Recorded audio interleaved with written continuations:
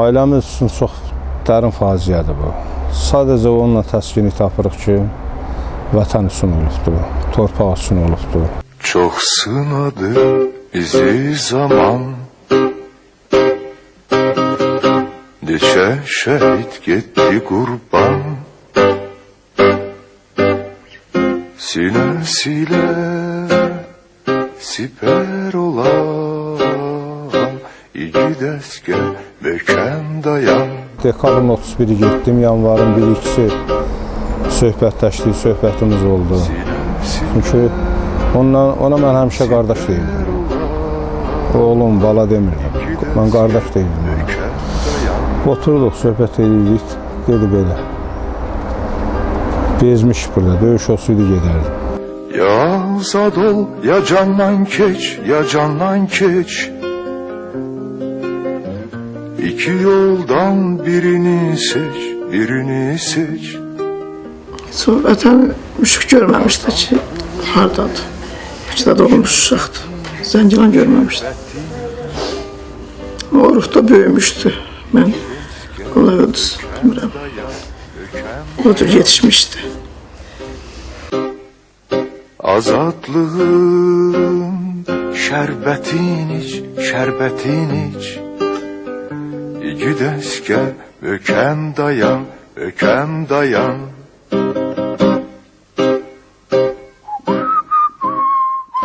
Torpağa yağış da yağar, palçıq olur. Ancaq qan töküləndə vətən olur, torpaq olur. Bir dənə təskinliyimiz odur. Və istərdik ki, işğal olunmuş rayonlarımız azad olsun. Heç olmasa şəhidlərimizin qanı yerdə qalmasın. Zəngilan rayon icra hakimiyyəti tərəfindən yas məclisi qarşılandı. Deyərdim, başda Ramiz müəllim olmağına bütün aparat işçiləri həmişə yanımızda oldular. Ondan başqa Xatay rayon icra başçısı Razım müəllim öz kollektivi ilə, Suraxanı rayonu, Nəsimi rayonunun icra aparatının nümayəndələri çox sağ olsunlar ki, bizlə demək olar ki, bir yerdə oldular, qayğı göstərdilər. Ona görə hamısını öz təşəkkürümü bildirirəm. Şəhid ailələrinə, şəhid analarına, atasına nə deyərdiniz bunlara? Bilirsiniz, bu elə bir faciədir ki, burada söz tapmaq da çətindir. Ancaq yeganə ona demək olar ki, səbirli olsunlar. Vətən, torpaq bu müqəddəsdir, öndə vətəndir deyirlər.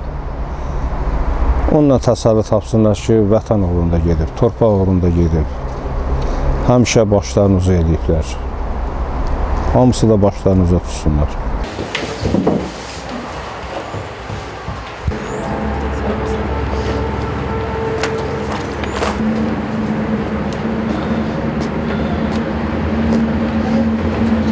Üç gün ondan qabaq sən gitmişdin. Nə dedin? Gəlməlidir. Məzuniyyətə gəlməlidir, dedi. 10 gün apreldə gələcəm. Məzuniyyətdən qabaq özü gəldi bir dəfəlik. Ömürlük məzuniyyət oldu da. 25 ildir mən o şəhidləri yad eləməkdən yorulmuşdum bəlkə də. Balaca vaxtdan o müşriqi mən şəhidlər xeybanadaşı. Bu qədər güllər qoyub o şəhidlərin üstünə ki, Allah mən ölsün elə bəlkə də. Bəlkə də qonşular indi təsadüfdən gəldilər, çıxdılar, bəlkə də bilirlər ki, onlar qədər xiyabana gedən bəlkə də yoxdur. Mən müəlliməyəm deyib, mən uşaqlarımı balacaqdan o ruhda böyüdürdüm, bilmirəm. Vətən həsrəti, nə bilim, şəhidlərə hörmətə aşılayırdım hamıya, bütün məktəbə, onlara da həmçinin.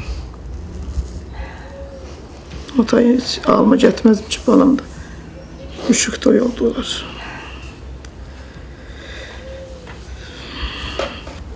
Bir tərəfdən qürur hissidir ki, uşağım vətən uğrunda gedib, onu qürurlarına bilərəm, amma yenə qədər onu bağladı, övladdır. Yarımçıq ömrünə heyfslənir. Onda rahat yataram, onda deyərəm ki, ağlamıram ki, torpaqlar azad olsun, müharibə yekunlaşsın, bilim ki, gələcək nəsildən bir elə şəhidlər olmayacaq. Yəni, Allah bütün şəhidlərimizə rəhmət eləsin. Yəni, təbii ki, atası demişkən, çox ağır dərddir. Heç bir şey müşriqin yerini verə bilməz. Özü də yəni bildiyiniz kimi hamı bilir bunu. Evin tək oğlu idi, evin bir oğlu idi.